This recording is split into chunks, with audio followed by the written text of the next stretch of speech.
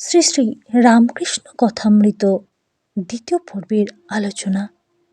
Master ঠাকুর শ্রী শ্রী রামকৃষ্ণদেবকে বিনীতভাবে প্রশ্ন করছেন, ঈশ্বরে কি করে মন হয়? ঠাকুর উত্তর দিচ্ছেন, ঈশ্বরের নাম গুণগান সর্বদা করতে হয়, আর সৎসঙ্গ, ঈশ্বরের ভক্ত বা সাধু এদের কাছে মাঝে মাঝে যেতে হয়।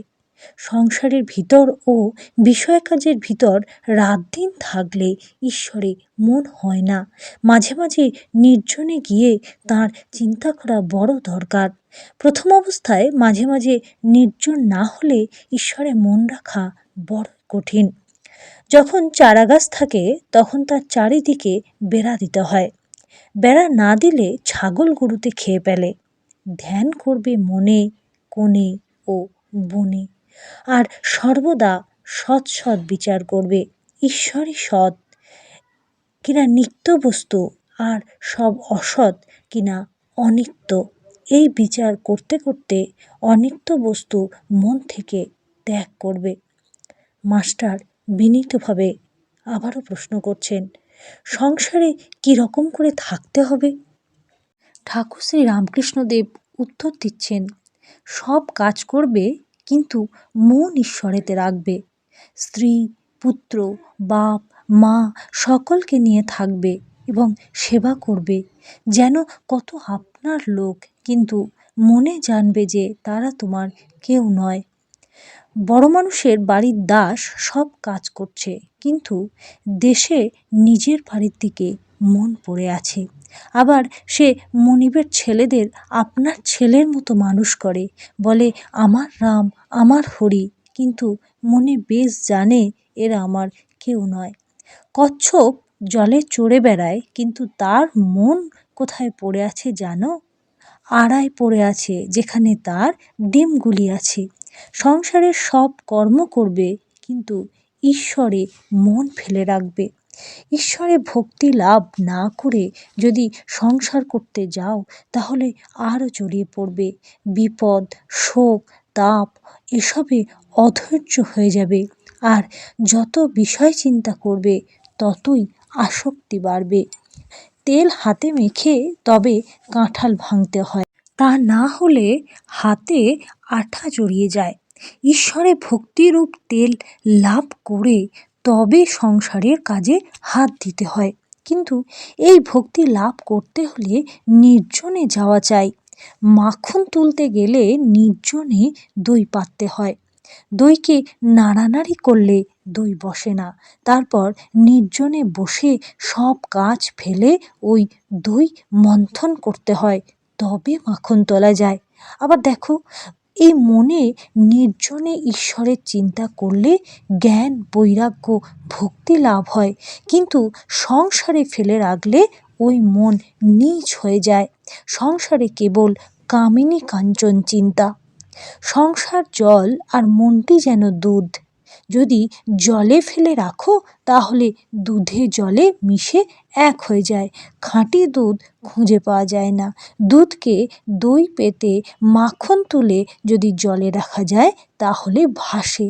তাই নির্জনে সাধনা দ্বারা আগে জ্ঞান ভক্তিরূপ মাখন লাভ করবে। সেই মাখন সংসার জলে ফেলে রাখলেও মিশবে না, ভেসে যাবে। সঙ্গে সঙ্গে বিচার করা খুব দরকার। কামিনী কাঞ্চন অনিত্য, ঈশ্বরই একমাত্র বস্তু। টাকায় কি হয়? ভাত হয়, ডাল হয়, কাপড় হয়, থাকবার জায়গা হয়, এই পর্যন্ত, কিন্তু এতে ভগবান লাভ হয় না। তাই টাকা জীবনের উদ্দেশ্য হতে পারে না। এর নাম বিচার, বুঝেছ? মাস্টার উত্তর দিচ্ছেন, আগে হ্যাঁ। প্রবোধচন্দ্রোদয় নাটক আমি সম্প্রতি পড়েছি, তাতে আছে বস্তু বিচার। ঠাকুর শ্রী শ্রী রামকৃষ্ণ বলছেন, হ্যাঁ, বস্তু বিচার। এই দেখো, টাকাতেই বা কী আছে, আর সুন্দর দেহেই বা কী আছে? বিচার করো, সুন্দরীর দেহেতেও কেবল হাড়, মাংস, চর্বি, মল, মূত্র এইসব আছে। এইসব বস্তুতে মানুষ ঈশ্বরকে ছেড়ে কেন যে মন দেয়? কেন ঈশ্বরকে ভুলে যায়? মাস্টার ঠাকুরকে প্রশ্ন করছেন, ঈশ্বরকে কি দর্শন করা যায়? রামকৃষ্ণ দেব উত্তর দিচ্ছেন, হ্যাঁ, অবশ্যই করা যায়। মাঝে মাঝে নির্জনে বসে তাঁর নাম গুণগান, বস্তু বিচার এইসব উপায় অবলম্বন করতে হয়। মাস্টার আবারও প্রশ্ন করছেন, কি অবস্থাতে তাঁকে দর্শন হয়? ঠাকুর উত্তর দিচ্ছেন, খুব ব্যাকুল হয়ে কাঁদিলে তাকে দেখা যায়। মাগ ছেলের জন্য লোকে একঘটি কাঁদে, টাকার জন্য লোকে কেঁদে ভাসিয়ে দেয়, কিন্তু ঈশ্বরের জন্য কে কাঁদছে? ডাকার মতো ডাকতে হয়। এই বলিয়া ঠাকুর গান ধরিলেন, ডাক দেখি মন ডাকার মতো, কেমন শ্যামা থাকতে পারে, কেমন শ্যামা থাকতে পারে, কেমন কালী থাকতে পারে।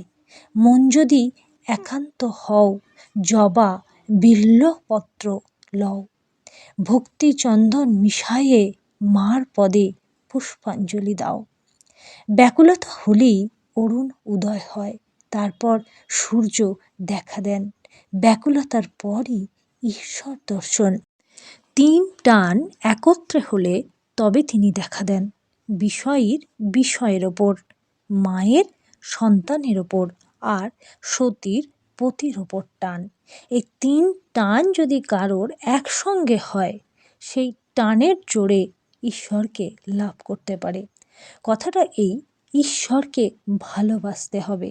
মা যেমন ছেলেকে ভালোবাসে, সতী যেমন পতিকে ভালোবাসে, বিষয়ী যেমন বিষয় ভালোবাসে। এই 3 জনের ভালোবাসা, এই 3 টান একত্র করলে যতখানি হয়, ততখানি ঈশ্বরকে দিতে পারলে তাঁর দর্শন লাভ হয়। ব্যাকুল হয়ে তাঁকে ডাকা চাই। বিড়ালের ছানা কেবল মিউ মিউ করে মাকে ডাকতে জানে। মা তাকে যেখানে রাখে সেইখানেই থাকে, কখনো হেসেলে, কখনো মাটির ওপর, কখনো বা বিছানার ওপর রেখে দেয়। তার কষ্ট হলে সে কেবল মিউ মিউ করে ডাকে, আর কিচ্ছু জানে না। মা যেখানেই থাকুক, এই মিউ মিউ শব্দ শুনে এসে পড়ে। তৃতীয় দর্শন, নরেন্দ্র ভবনাথ ও মাস্টার। মাস্টার তখন বরানগরে ভগিনীর বাড়িতে ছিলেন। ঠাকুর শ্রী শ্রী রামকৃষ্ণদেবকে দর্শন করা অবধি সর্বক্ষণ তাঁহারই চিন্তা, সর্বদাই যেন সেই আনন্দময় মূর্তি দেখিতেছেন এবং তাঁহার সেই অমৃতময়ী কথা শুনিতেছেন। ভাবিতে লাগিলেন, এই দরিদ্র ব্রাহ্মণ কিরূপে এইসব গভীর তত্ত্ব অনুসন্ধান করলেন এবং জানিলেন, আর এত সহজে এই সকল কথা বুঝাইতে তিনি এ পর্যন্ত কাহাকেও কখনো দেখেন নাই।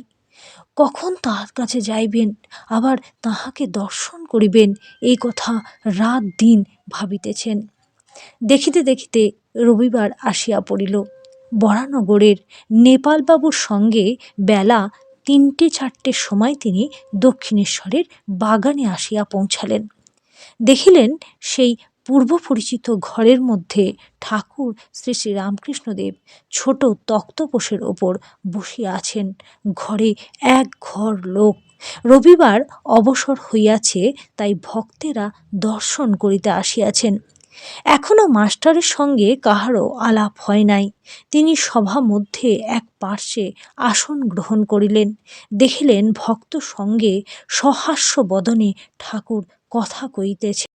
একটি 29 বর্ষ বয়স্ক ছোকরাকে উদ্দেশ্য করিয়া ও তাহার দিকে তাকাইয়া ঠাকুর যেন কত আনন্দিত হইয়া অনেক কথা বলিতেছিলেন। ছেলেটির নাম নরেন্দ্র, কলেজে পড়েন এবং সাধারণ ব্রাহ্ম সমাজে যাতায়াত করেন। কথাগুলি তেজঃপূর্ণ, চক্ষু দুটি উজ্জ্বল, ভক্তের চেহারা। মাস্টার অনুমানে বুঝিলেন যে কথাটি বিষয়াসক্ত সংসারী ব্যক্তির সম্বন্ধে হইতেছিল। যারা কেবল ঈশ্বর ঈশ্বর করে, ধর্ম ধর্ম করে, তাদের ওই সকল ব্যক্তিরা নিন্দা করে, আর সংসারে কত দুষ্ট লোক আছে, তাদের সঙ্গে কিরূপ ব্যবহার করা উচিত, এসব কথাই হইতেছিল। ঠাকুর শ্রী শ্রী রামকৃষ্ণদেব নরেন্দ্রের প্রতি চাহিয়া বলিলেন, নরেন্দ্র, তুই কি বলিস? সংসারী লোকেরা কত কি বলে, কিন্তু দেখ, হাতি যখন চলে যায় পিছনে কত জানোয়ার কত রকম চিৎকার করে, কিন্তু হাতি ফিরেও চায় না। তোকে যদি কেউ নিন্দে করে তুই কি মনে করবি? নরেন্দ্র উত্তর দিচ্ছেন, আমি মনে করব কুকুর ঘেউ ঘেউ করছে। ঠাকুর শ্রী রামকৃষ্ণদেব হেসে বললেন, না রে, অত দূর নয়। সকলের হাস্য সেই কথা শুনে। ঈশ্বর সর্বভূতে আছেন, তবে ভালো লোকের সঙ্গে মাখামাখি চলে, মন্দ লোকের কাছ থেকে তফাৎ থাকতে হয়। বাঘের ভিতরেও নারায়ণ আছেন, তা বলে বাঘকে আলিঙ্গন করা চলে না। শুনে সকলে হাসতে লাগে। যদি বলো বাঘ তো নারায়ণ, তবে কেন পালাবো? তার উত্তর, যারা বলছে পালিয়ে এসো তারাও তো নারায়ণ, তাদের কথা শুনবো না কেন? একটা গল্প শোন। কোনো এক বনে একটি সাধু থাকেন, তার অনেকগুলি শিষ্য। তিনি একদিন শিষ্যদের উপদেশ দিলেন যে সর্বভূতে নারায়ণ আছেন, এইটি জেনে সকলকে নমস্কার করবে। একদিন একটি শিষ্য হোমের জন্য কাঠ আনতে বনে গেছিল। এমন সময় একটা রব উঠল, কে কোথায় আছো, পালাও, একটা পাগলা হাতি যাচ্ছে। সবাই পালিয়ে গেল, কিন্তু শিষ্য পালালো না। সে জানে যে হাতিও যে নারায়ণ, তবে কেন পালাবো, এই বলে দাঁড়িয়ে রইল। নমস্কার করে স্তব স্তুতি করতে লাগলো। এদিকে মাহুত চেঁচিয়ে বলছে, পালাও পালাও। শিষ্যটি তবুও নড়ল না। শেষে হাতিটা সুরে করে তুলে নিয়ে গিয়ে তাকে একধারে ছুঁড়ে ফেলে দিয়ে চলে গেল। শিষ্য ক্ষত বিক্ষত হয়ে ও অচৈতন্য হয়ে পড়ে রইল। এই সংবাদ পেয়ে গুরু ও অন্যান্য শিষ্যরা তাকে আশ্রমে ধরাধরি করে নিয়ে গেল আর ঔষধ দিতে লাগলো। খানিকক্ষণ পরে চৈতন্য হলে ওকে কেউ জিজ্ঞাসা করলে, তুমি কেন হাতি আসছে শুনে চলে গেলে না? সে বললে, গুরুদেব যে আমায় বলে গিয়েছিলেন যে নারায়ণী মানুষ জীবজন্তু সব হয়েছেন, তাই আমি হাতি নারায়ণ আসছে দেখে সেখান থেকে সরে যাই নাই। গুরু তখন বললেন, বাবা, হাতি নারায়ণ আসছিলেন বটে, তা সত্য, কিন্তু বাবা মাহুত নারায়ণ তো তোমায় বারণ করেছিলেন। যদি সবই নারায়ণ, তবে তার কথা বিশ্বাস করলে না কেন? মাহুত নারায়ণের কথাও তো শুনতে হয়। একটি ২৯ বর্ষ বয়স্ক ছোকরাকে উদ্দেশ্য করিয়া ও তাহার দিকে তাকাইয়া ঠাকুর যেন কত আনন্দিত হইয়া অনেক কথা বলিতেছিলেন। ছেলেটির নাম নরেন্দ্র, কলেজে পড়েন এবং সাধারণ ব্রাহ্ম সমাজে যাতায়াত করেন। কথাগুলি তেজঃপূর্ণ, চক্ষু দুটি উজ্জ্বল, ভক্তের চেহারা। মাস্টার অনুমানে বুঝিলেন যে কথাটি বিষয়াসক্ত সংসারী ব্যক্তির সম্বন্ধে হইতেছিল। যারা কেবল ঈশ্বর ঈশ্বর করে, ধর্ম ধর্ম করে, তাদের ওই সকল ব্যক্তিরা নিন্দা করে, আর সংসারে কত দুষ্ট লোক আছে তাদের সঙ্গে কিরূপ ব্যবহার করা উচিত, এসব কথাই হইতেছিল।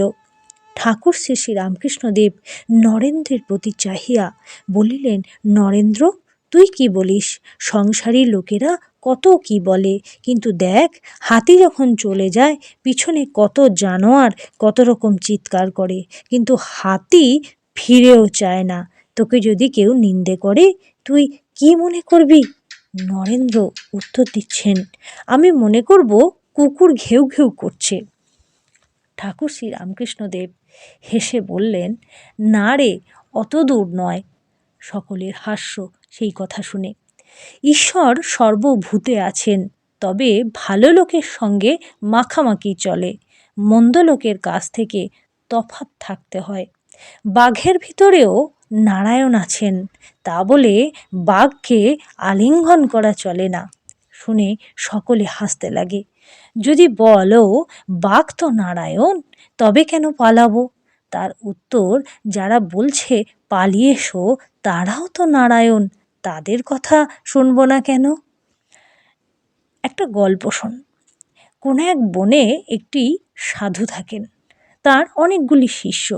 তিনি একদিন শিষ্যদের উপদেশ দিলেন যে সর্বভূতে নারায়ণ আছেন, এইটি জেনে সকলকে নমস্কার করবে।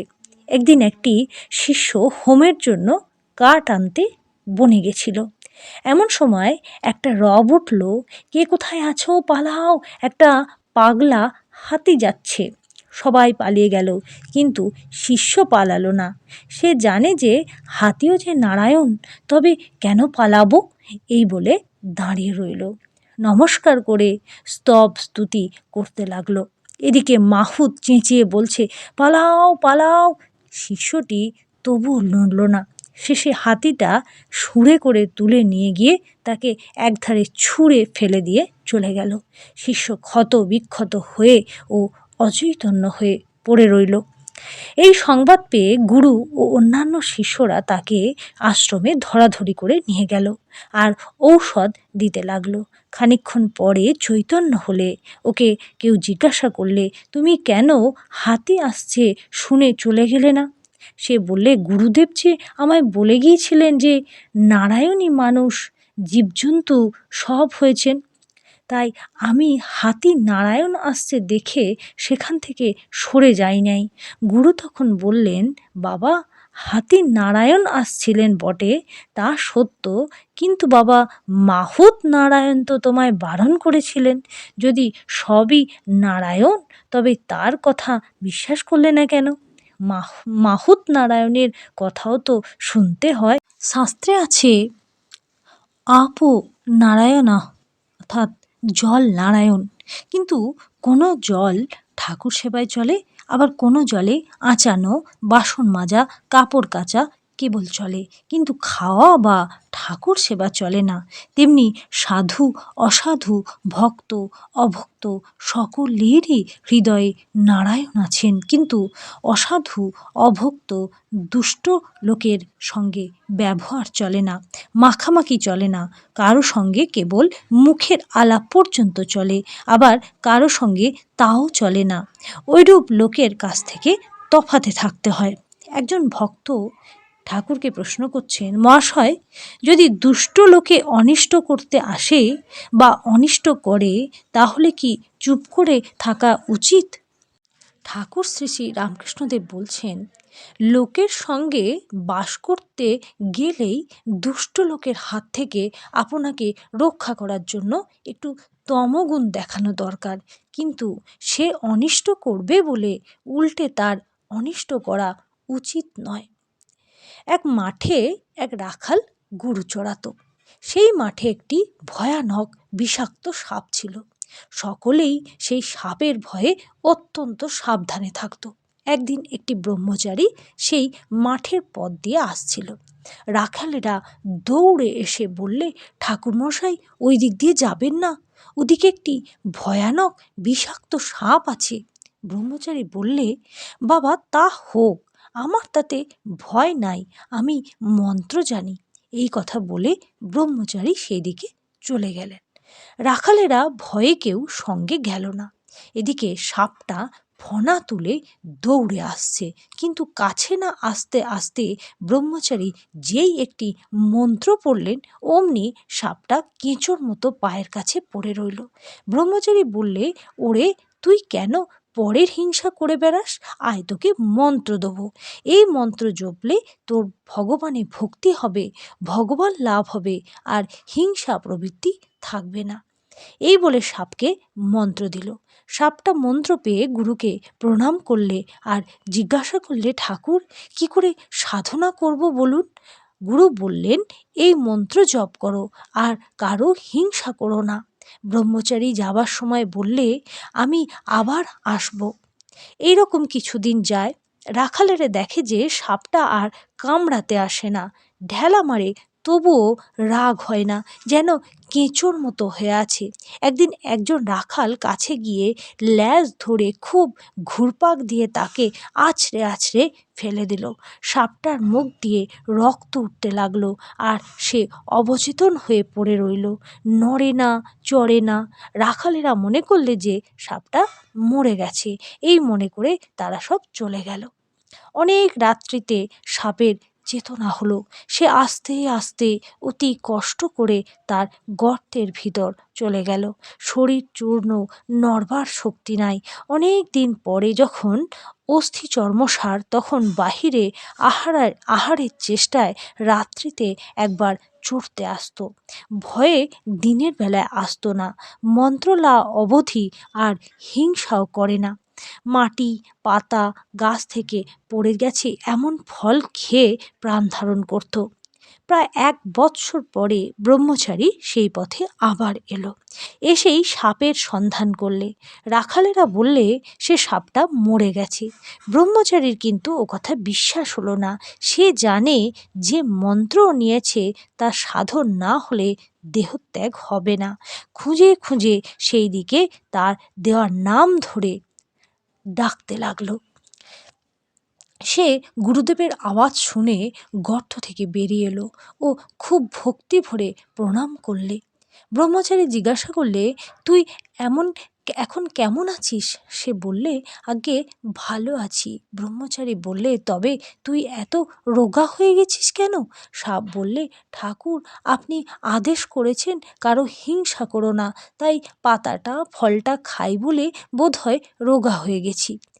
ওর সত্ত্বগুণ হয়েছে কিনা তাই কারোর ওপর ক্রোধ নেই। সে ভুলেই গেছিল যে রাখালেরা মেরে ফেলবার জোগাড় করেছিল। ব্রহ্মচারী বললে, শুধু না খাওয়ার জন্য এরকম অবস্থা হয় না, অবশ্য আরও কারণ আছে।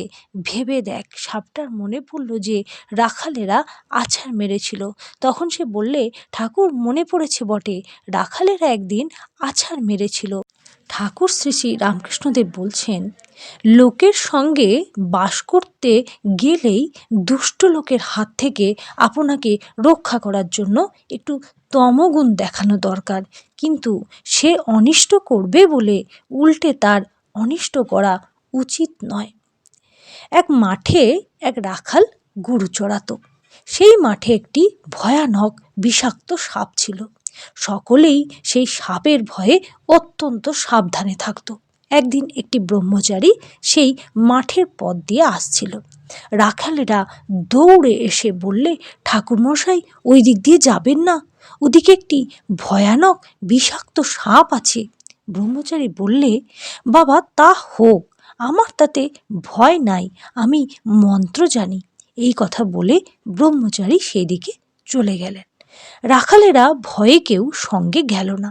এদিকে সাপটা ফনা তুলে দৌড়ে আসছে, কিন্তু কাছে না আসতে আসতে ব্রহ্মচারী যেই একটি মন্ত্র পড়লেন, অমনি সাপটা কেঁচোর মতো পায়ের কাছে পড়ে রইল।